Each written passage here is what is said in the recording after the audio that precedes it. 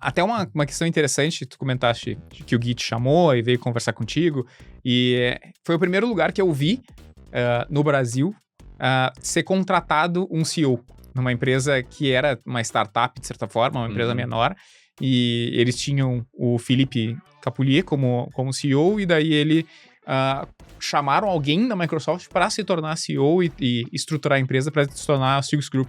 Então, eu achei um movimento muito maduro da empresa, então eu acho muito legal saber que aconteceu esse processo. Eu trabalhei lá, como tu disseste, né, ali no 2013, 2014, então entendo totalmente essa questão de, tipo, realmente fazia todo sentido. E a partir daí, tu foste chamado para trabalhar na Silks, e como que funcionou essa migração entre comunidade e criar essa... Foi uma spin-off da Silks, a Go Gamers, ou ela faz parte da Silks, ela não faz parte da Silks? Boa. Foi um começo interessante, né? Porque eu também comecei a entender melhor o mercado de games, do ponto de vista de negócio mesmo, como que funcionava para um jogo chegar para você, por exemplo, né? Sim. A estratégia de negócio, modelos, campanhas e tudo mais. Então eu comecei a estruturar isso e a gente começou a entender que, olha, tinham várias coisas no grupo que aconteciam com relação a games, mas que aconteciam isoladamente. Então você tinha de um lado a Pesquisa Game Brasil, que a gente fala dela daqui a pouco, tinha do lado projetos de gamificação e tinha essa frente mais de marketing, comunidades que eu tava, né, tocando também, planejamento. Então a gente entendeu que, olha, depois de um tempo que a gente foi, né, trabalhando no mercado, tendo relacionamento com várias empresas e consolidando de fato, né, a nossa expertise, foi em 2019 que aí sim a gente falou assim, olha, é o seguinte, vamos agora pegar todas as pontas de games que tem aqui dentro do grupo e transformar isso de fato numa unidade de negócio? E aí a gente concentra toda a expertise da equipe que hoje está distribuída dentro de um único lugar, e foi daí que surgiu a Go Gamers. Então a Go Gamers surgiu como uma empresa dentro do grupo, mas com a vertical de games, mas já com direcionamento do que a gente ia ter como pilar de negócio. Sim. Só que isso aconteceu num período chave e importante da vida da humanidade, que quando a gente decidiu formatar a empresa em 2019, em 2020, logo no começo do ano, veio a pandemia. E aí a gente falou, olha, muitas coisas que a gente tinha pensado em como construir como empresa, algumas frentes que a gente ia atuar, teriam que ser repensadas. Sim. Então, a gente tinha um desafio de estar empolgado por levantar uma empresa que tinha, né, esse foco e que a gente estava super bem envolvido e bem relacionado. Então, a gente enxergava realmente crescimento e chance de novos negócios como empresa. Mas, por outro lado, uma pandemia, a gente veio pensar muitas coisas, né? Então, aonde que a gente foi? Aonde a gente tinha solidez, aonde o grupo, ao longo dos anos, com o próprio Gui, né, conseguiu se consolidar como pilar de negócio. Gamificação, como solução de negócio, né, justamente por conta de desenvolvimento. Então, a gente tinha um trabalho muito sólido com empresas que não são empresas de games, mas que procuravam soluções de negócio através da gamificação.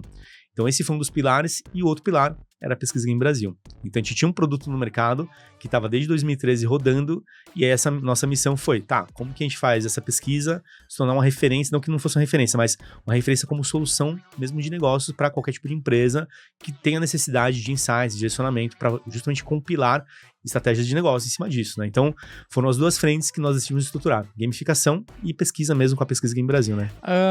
Aí tu disseste, tava rodando pesquisa desde 2013. Quem que pensa em pesquisa como isso é de fato um mercado, é uma possibilidade? Eu fico muito confuso com essa questão de, tipo, não, o nosso trabalho é fazer pesquisa. Quem que é o cliente disso aí? Como que alguém descobriu que existe uma demanda, existe um mercado e existe dinheiro nessa parte que alguém pode sobreviver de pesquisa? Boa. Olha, nessa parte aí, Chips, que é legal, é que a gente volta alguns anos atrás aí, né, só pra trazer o contexto, que foi em 2013, né, quando o Gui Camargo já tava no grupo, e ele entendeu que, olha, a gente não tem informação hoje do público brasileiro que consome games, porque ele tinha uma experiência na Microsoft, Xbox, Sim. que a publicadora tem a certeza de que é o público que consome seu produto, né, então ela tem essa visão, mas, se a gente quiser provocar o mercado para novas oportunidades, né, varejistas, marcas, como que funciona isso, né, e não tinha, de fato, né, um estudo aqui no Brasil que conseguisse apresentar essas informações. Mas ele teve um insight, assim? Ele acordou um dia e disse, é isso. Foi. Foi um insight, uma necessidade que ele percebeu ali que, olha, talvez isso aqui ajude a gente a construir novos negócios com base em informação, né? Você conseguir dizer, mas quem que é o público que consome games? Por quê? O que existia também naquela época? Você falava de games, até quando eu comecei a trabalhar, mas isso é uma coisa de criança, mas não é a molecadinha, mas isso dá dinheiro, a galera gasta dinheiro. Sim. Então tinha uma percepção de que o consumidor de games era alguém que era estereotipado, e por conta do histórico cultural. Mas não era mais isso. sabia que games gerava negócio, né? Games começava com o público adulto, tinha vários produtos no mercado, você tinha várias formas de se conectar com ele. Então, foi a partir disso que ele decidiu, de fato, né, trazer a pesquisa Game Brasil como uma solução, mas tinha ali um teste, inicialmente. Por quê? Tinha um momento, naquela época, em 2013, que jogos de smartphone e de celular ainda estavam, né, se consolidando no mercado. Sim. Naquela época, você tem uma ideia, ainda existia o smartphone e o celular. Teve essa época que o celular você só ligava e mandava mensagem. Sim. E o smartphone com aplicativo e tudo mais, isso era uma coisa nova. E não era todo mundo que tinha acesso a isso. E ainda tinha 3 concorrentes no mercado de smartphone, né? Exatamente. Tinha a BlackBerry, tinha a Nokia gigantesca. Então tinha várias marcas aí no mercado. A gente via a Apple surgindo com o iPhone, mas era um negócio ainda, né, que não estava, né, consolidado, mas era o sonho de todo mundo. Então tinha esse movimento. Então o primeiro teste como pesquisa foi, olha, vamos entender primeiro se o smartphone vai ser uma plataforma, de fato, de consumo de jogos para a gente poder trazer isso, porque era uma dúvida. Sim. O mercado tinha uma dúvida. Então, assim, vamos trazer isso para o mercado e vamos apresentar. Então, saiu a primeira pesquisa Game Brasil, que não se chamava PGB, era a pesquisa Game Mobile, era PGM, né, se fosse assim, abreviada. Mas aí depois, no ano seguinte, falaram, na verdade foi super bem o resultado, vamos entender o comportamento do público como um todo mesmo? Vamos olhar console, vamos olhar computador, vamos olhar hábitos que estão relacionados com essa experiência. E foi a partir disso que a PGB ela começou a evoluir, né? Então a pesquisa, ela começou a trazer dados que o mercado começou a compreender, tá, qual que é o impacto hoje da indústria de games no consumidor aqui no Brasil? Quem são as pessoas? Quem que é esse público, no final das contas? E esse entendimento trouxe realmente uma visão totalmente diferenciada, porque você começa a entender que, olha, o público adulto que gasta dinheiro, quanto que ele gasta, quanto que ele investe, o tempo que ele dedica. Caramba, 1 hora jogando, 3 horas jogando, pô, então, como que eu faço para estar nessa jornada? Sim. Então a gente começou a trazer informações que provocaram o mercado a cada vez mais querer atuar junto com ele. As publicadoras já tinham certeza disso, mas por outro lado, a publicadora começou a entender melhor, tá, concorrência, para onde o público está indo, smartphone. Smartphone é um negócio que talvez a publicadora de console e PC não enxergasse ainda como oportunidade, começaram a entender melhor aqui no Brasil como isso funcionava, né? Então a demanda de pesquisa começou a crescer nesse sentido, por quê? Porque era informação rica para te ajudar na parte estratégica, direcionamento de negócios, né? Perfeito. E aí quando a gente assumiu esse projeto e quando eu entrei em 2019, a nossa missão era continuar expandindo ele. Então pensar em outros módulos dessa experiência, como que a gente vai crescer o módulo de esportes, trazendo mais informações, como que a gente cresce o painel de marcas, considerando que o jogador hoje, ele tem uma relação de cotidiano com qualquer outra pessoa. Sim. Você tem uma marca favorita de tênis, você tem uma marca de um livro, uma marca de camisa, você vai no supermercado. Você tem toda essa relação de cotidiano que não é só jogar, claro, né? Jogar faz parte. E quando a gente começou a ampliar essa visão, foi aí que realmente a gente começou a ter uma necessidade do mercado de usar essas informações a favor dos seus negócios. Então, nesse período, inclusive, de pandemia, que aí o holofote para games estava lá, caramba, games, todo mundo jogando, mas quem que é esse público? Deu um boom, né? Quem que tá consumindo? Quais são as marcas que estão aí dentro? E a gente tinha PGB. Então, o projeto, no final das contas, ele virou no final, né, de tudo isso, e continua sendo, né, é uma grande referência hoje para o mercado. Então, o nosso desafio é fomentar o nosso mercado, trazer essa informação para que ela sirva de direcionamento estratégico, no final das contas, mesmo para você que atua e para quem não atua. Eu posso ser um empresário, entrar no mercado de games, como que eu posso fazer isso? Né? Como que eu desenrolo um projeto e eu penso estrategicamente em modelos de negócio? Eu tenho informação, eu tenho perfil demográfico, eu tenho jornada de compra, a gente tem tudo hoje. Então, Vocês têm um cliente, uma persona ideal de cliente, ou vocês são bem abertos, assim, com relação a... Super abertos. E acho que essa é a parte legal, né? Porque a gente, quando pensa na PGB, na história de pesquisa, ela sempre foi um projeto muito interessante que sempre ajudou muito a indústria de games, publicadoras e desenvolvedoras. Sim. Né? Porque é isso, você está entendendo o perfil de consumo dos jogadores ali. Só que hoje, você tem uma outra camada de novos negócios de diversos setores. Por exemplo, eu trabalho muito com banco, curiosamente, que atua dentro do mercado de games, né? Então, por quê? Justamente ele entendeu que esse consumidor, ele pode ser um consumidor também do banco, ele pode consumir produtos, ele pode dar serviços, né? Ele tem esse cotidiano também. Ele usa um cartão de crédito para comprar um jogo. Claro. Ele usa isso para fechar um serviço de assinatura para poder jogar. Então tem uma relação também aí, e quando você entende essa relação de vários outros negócios, que é o que a gente traz, você começa a conversar com outras empresas. Então hoje, o que eu posso dizer é que temos um perfil de cliente muito diversificado, e que é a parte mais legal, porque é um outro negócio que enxerga valor nesse consumidor de games e que, no final das contas, fomenta a nossa indústria, né? Porque é isso, estamos falando de mais investimento no território, estamos falando de mais experiências, mais produtos que vão agregar para quem consome games, né? Então, games é muito mais do que só o jogo. Você começa a criar uma visão um pouco mais ampla e a partir disso que a gente começou a desenvolver melhor o produto, e a PGB é isso, né? Hoje, no final das contas, ela é mais do que uma pesquisa, né? É uma grande plataforma de Sim. dados que você consegue mapear hoje, não só Brasil, né? O nosso trabalho é América Latina, você consegue entender esse perfil demográfico, esse comportamento, jornada e tudo mais, e tudo isso de uma forma te apoiar em estratégias. Seja você uma marca atuando no mercado, ou alguém que você, quero começar agora, não conheço nada, por onde eu começo? A PGB pode ser um bom caminho para isso, né? Interessante. Uma curiosidade que eu tenho é se o banco chega a cruzar informações entre o perfil que ele tem de usuário do cartão e tudo mais versus o que a PGB indica de alguma forma. Assim. Existe. Esse é um trabalho muito legal, né? Eu imagino que seja. Que é o trabalho mais customizado, onde você pega, por exemplo, como que uma marca ela é relevante para um público hoje, dentro do consumo de games. Uhum. Tá, mas esse público aqui, ele é o mesmo que eu tenho aqui dentro da minha base? Ah, não é o mesmo, é diferente? Tá, então como que eu faço para conectar? Né? Ou como que eu faço para atrair um público talvez que eu não tenha? Então tem exemplos de marcas que querem se conectar com perfis específicos, então você faz um mapeamento, tá? Então esse perfil que você quer, aonde que ele está? Ele tá em qual plataforma? Quais são os jogos? Qual que é a relação de jornada de compra dele? Quais são os hábitos que ele tem?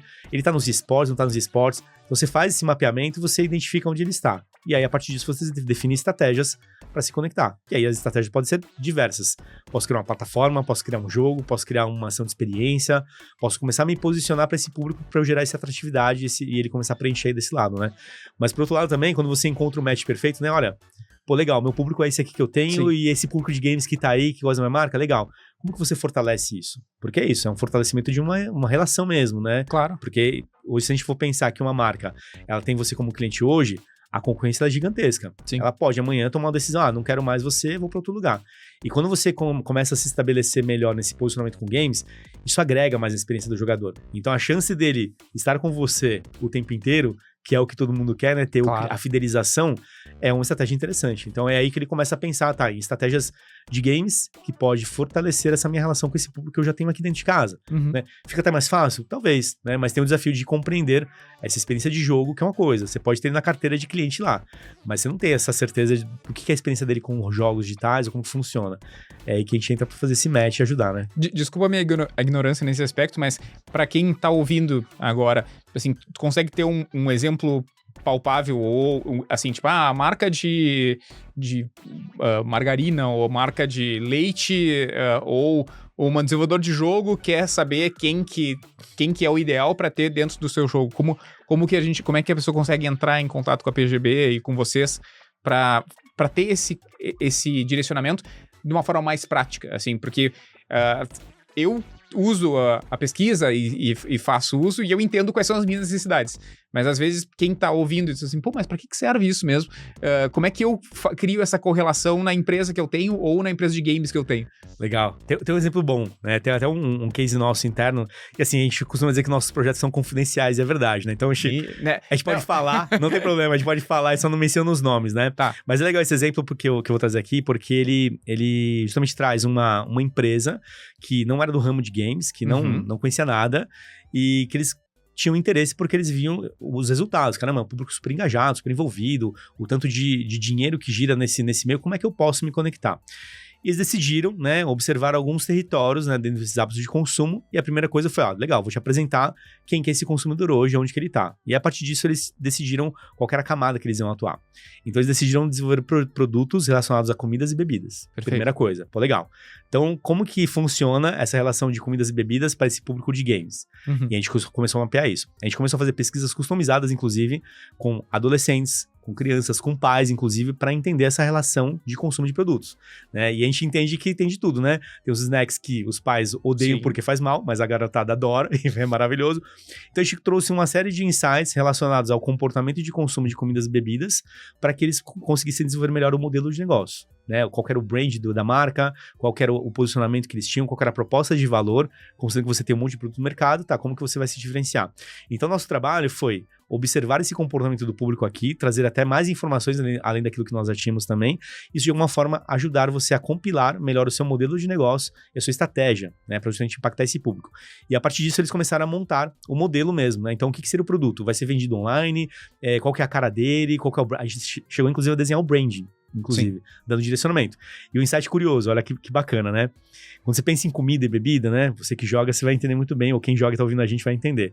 Tem gente que não gosta de comer e pegar no controle, porque é isso aí. Sim, vai comer engordurar e tudo mais, enfim. Então você tem um pouco desse cuidado, né? Então a galera ou come separado, ou come alguma coisa que não suja. Mas é muito difícil, né? Então a gente trouxe isso como um desafio. Falou, galera, pensando nessa parte de comidas aí, inclusive, tem uma questão que hoje o pessoal tem essa preocupação. Vocês conseguem desenvolver um produto que ele não suja a mão das pessoas quando elas jogam? A gente consegue. E os caras fizeram. Caramba, que interessante. E aí, olha que interessante, né? Com base em um insight de comportamento, né? Que a gente trouxe para eles, eles conseguiram pensar num produto, definir um produto de fato que ele conseguia trazer uma resposta para uma necessidade do jogador, né? E eles conseguiram. E era incrível, era maravilhoso. Então, é muito legal porque você consegue, de novo, né? Trazer a experiência do jogador com base em números, insights, comportamento, mas também esses detalhes que a gente conhece muito bem do consumidor, isso pode mudar totalmente uma estratégia. Isso vira o call to action principal. Aí você, gente, eu tenho aqui um produto que beleza, ele é um snack, é gostoso e tudo mais, mas não suja a sua mão quando você joga. É o tipo de coisa que chama atenção, né? Então você cria um outro tipo de impacto. Então, é aí que a gente entra, né? Exatamente nesse trabalho que é até mais consultivo, né? De pegar os dados, trabalhar melhor esses dados, ajudar a compreender essa informação e direcionar isso para um modelo de negócio, para uma estrutura de produto que pode acontecer. Então, é aí que a PGB, né? A grande riqueza que a gente fala, né? A gente não entrega um relatório só em PDF, a gente entrega uma riqueza de dados, só que ela tem que ser trabalhada, ela tem que ser realmente estruturada, porque às vezes você vem com a coisa formatada. Eu quero fazer um jogo em tal lugar, meu filho joga isso, tal. Mas espera, vamos tentar entender melhor se esse é o melhor caminho, quem que é esse perfil que você quer impactar e qual que é a melhor estratégia de negócios para isso. E aí a gente consegue direcionar e a partir disso começam a nascer projetos e é isso aí. É aí que a gente entra. Sabe que o algoritmo tá de olho em ti, né? E se tu não curtir, compartilhar, comentar, ele vai começar a achar que você gosta de conteúdos ruins e vai te recomendar uns vídeos bem duvidosos. Então é melhor ir lá e assistir o vídeo inteiro, só para garantir.